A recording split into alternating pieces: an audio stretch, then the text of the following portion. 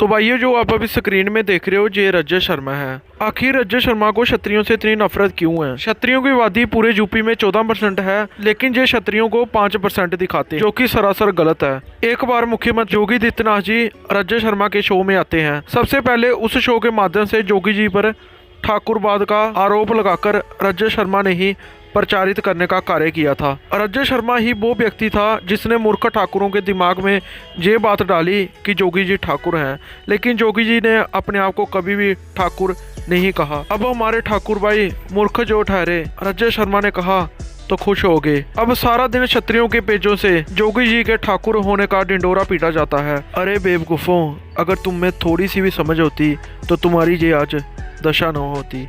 सत्यता तो ये है कि इन पत्रकारों को भी पता है कि उसकी बात को हवा देने के लिए मूर्ख क्षत्रिय बैठे हुए हैं, और क्षत्रियों की इसी बेवकूफ़ी का फ़ायदा उठाया जा रहा है मीडिया संस्थानों द्वारा।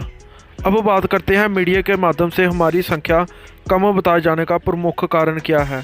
पश्चिमी उत्तर प्रदेश क्षत्रिय और मुस्लिम बाहुल्य है। अगर राजपूतों और मुस्लिम राजपूतों दोनों के वोट मिला लिए जाएं तो 14% क्षत्रिय बसते हैं। यह सभी मीडिया संस्थानों द्वारा पश्चिमी उत्तर प्रदेश में क्षत्रियों की आबादी का प्रतिशत कम बताने के पीछे कुटिल मानसिकता ये है कि पश्चिमी उत्तर प्रदेश में क्षत्रियों को कम टिकट मिले। क्षत्रियों से ईर्ष्या करने वाले पत्रकार, मीडिया, न्यूज़ चैनल क्षत्रियों को राजनीतिक रूप से कमज़ोर रखने के लिए हमारी आबादी आधे से भी कम दिखाते हैं। तो जब हमने तहकीकात की तो हमने पाया कि अकेले पश्चिमी यूपी में ही सबसे ज़्यादा क्षत्रिय एमएलए हैं, जो कि 14 से ज़्यादा है। तो भाइयों, अगर हम गाँव की बात करें तो गौतम बुद्ध नगर से ही अगर आप शुरू हो जाओ, 60-84 है, जिसमें कि 60 गांव सिसोदिया और 84 गांव तोमरों के हैं। इसके अलावा सोम 24, कुशवाहा 24, 12 बस्ती, इसके अलावा 104 गांव बाटी राजपूतों के हैं। खुर्जा में 84 गांव सोलंकी क्षत्रियों के हैं। इसके अलावा भी बहुत सारे गांव सहारनपुर से लेकर हरिद्वार तक पुंडीर, चौहान और कई सारे वंश के क्षत्रियों के हैं। इस प्रकार की घनी आबादी के गांव अन्य किसी जाति में भी नहीं मिलते। और अगर हम पश्चिमी यूपी के बाहर जाएं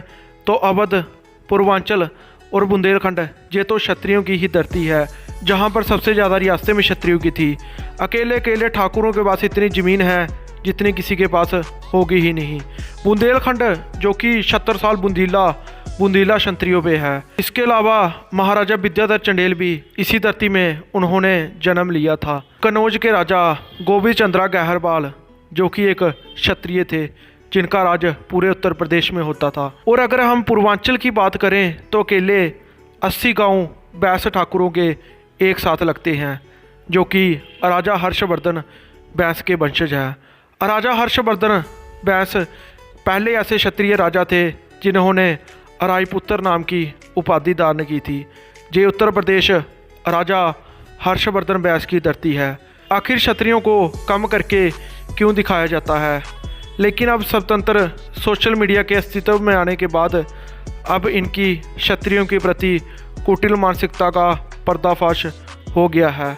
दिल्ली मीडिया यूपी में क्षत्रियों का वोट प्रतिशत 5 से 8% बताएगी, लेकिन असल में क्षत्रियों की आबादी पूरे यूपी में 14% है।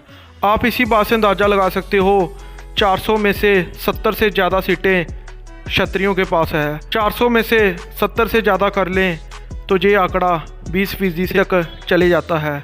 क्षत्रियों की आबादी इस प्रदेश में 14% है। ये धरती राजा हर्षवर्धन बैस की धरती है।